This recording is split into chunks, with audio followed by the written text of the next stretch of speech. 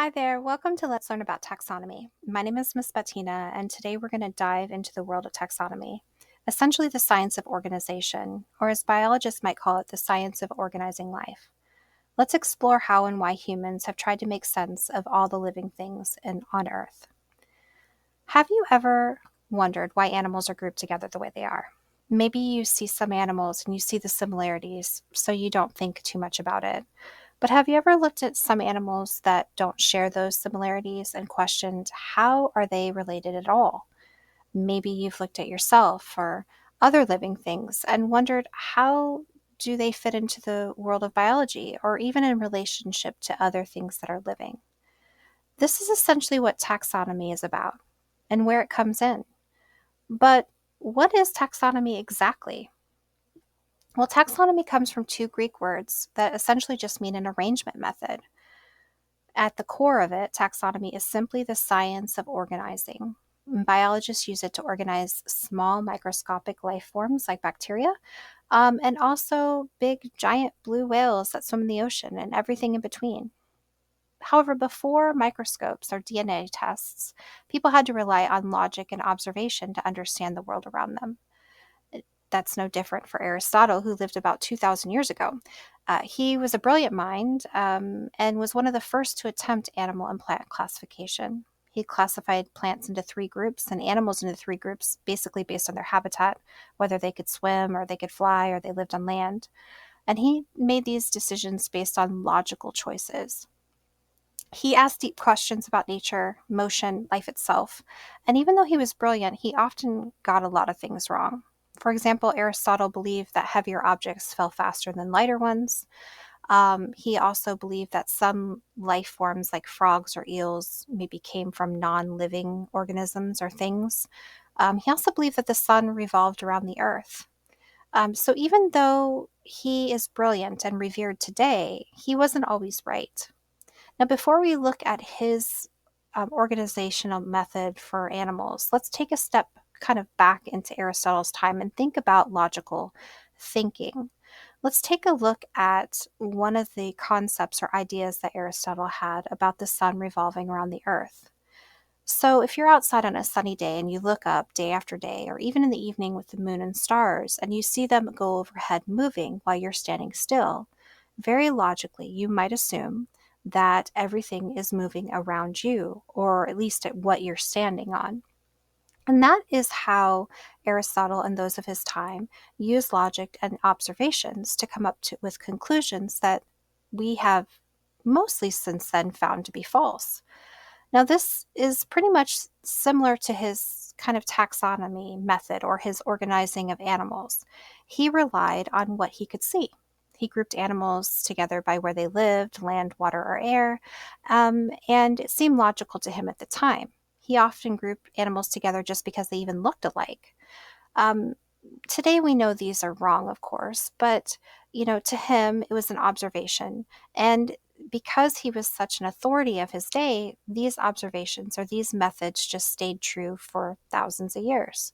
Now, while it is true that hummingbirds and butterflies both lay eggs, and hummingbirds and bats both have backbones, we know today through modern technology that they are not as closely linked together as they are with some other animals.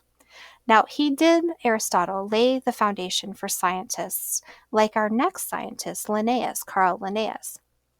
Now, Linnaeus lived in a time before genetic testing as well, of course, much closer to our time. He was born in the 1700s. But he looked at animals and realized that there must be a greater natural order to things.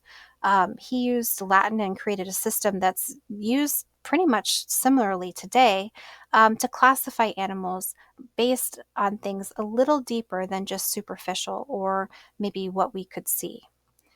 He came up with a system that looks like this diagram here. He became what we would call the father of modern taxonomy based on this diagram.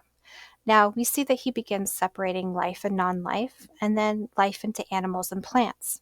This does not mean that that's all Carl Linnaeus thought there was, or that he only believed animals and plants were what you could see.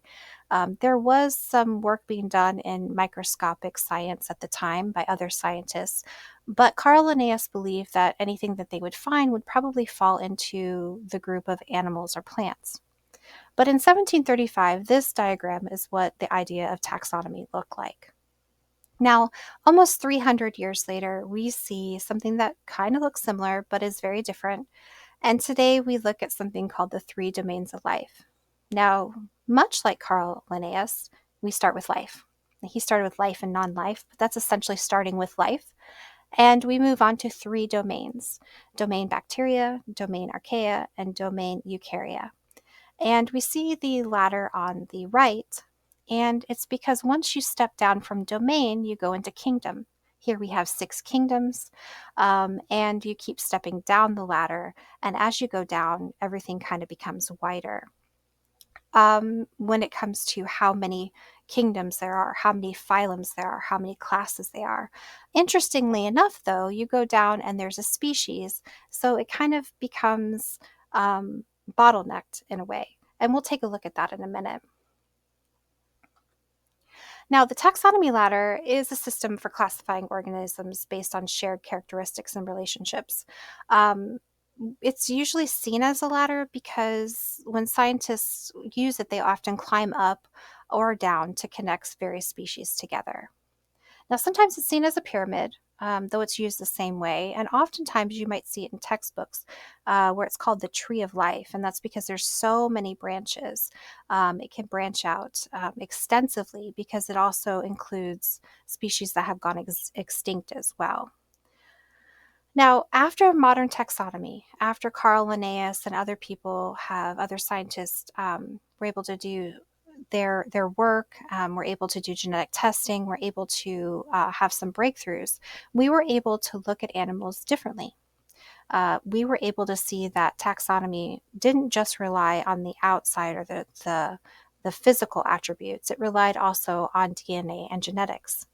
And that's why we have a dolphin, a cat, and a bat here, 3 animals that if you were looking at them in Aristotle's day, you would not think they were related at all.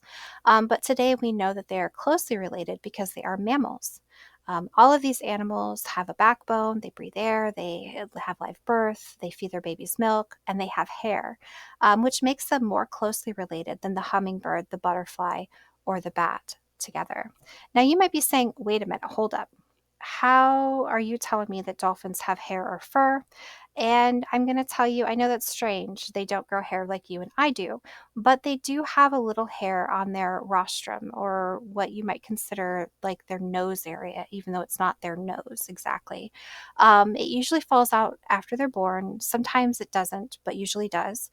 They don't grow any hair after that for the rest of their lives, but they do initially have those small hairs there. So that is how we can say that dolphins and whale species have hair. Now, we're going to recap quickly what we've learned, and then we're going to dive into a little bit about some of the paperwork that's associated with this lesson. So let's recap. We've learned that taxonomy is an arrangement method that helps biologists organize life. We've learned that taxonomy goes back to ancient civilizations with ancient Greece with Aristotle. And we've learned that animals were once classified mainly on what they look like or their habits or their habitats, whether they flew or they lived in the water, they lived on land. We learned that Carl Linnaeus is considered the father of modern taxonomy, not because he got everything right, but because he kind of started the idea that there must be a deeper natural order to the way things are connected. We learned that almost over 300 years, classification of living things has changed a lot, and not just because of Carl Linnaeus, because of other scientists as well. And today we classify using something called the 3 domains of life. We've learned that biologists use the taxonomy ladder to express how living organisms are organized based on shared characteristics and relationships. But also, we've learned that organisms are grouped together based on more than physical and internal similarities. They're also based together on DNA and genetic testing. Now, it's your turn. With this lesson, there are some pages that you can take a look at. one grouping of pages or one lesson in the pages is called the Roots of Biology. There is a section there that's called Think Like a Scientist that has some questions for you to ponder. And if you want to go deeper or have some older learners or you are older yourself, a great step would be taxonomy over the years. Now, these pages also include diagram pages that you can review and study, but also fill out as well. And it also has a Think Like a Scientist section too. Now, we are going to have a step 2 of this series where we dive a little bit deeper into actually classifying animals, so stay tuned for that. And if you have any questions or anything, please feel free to reach out.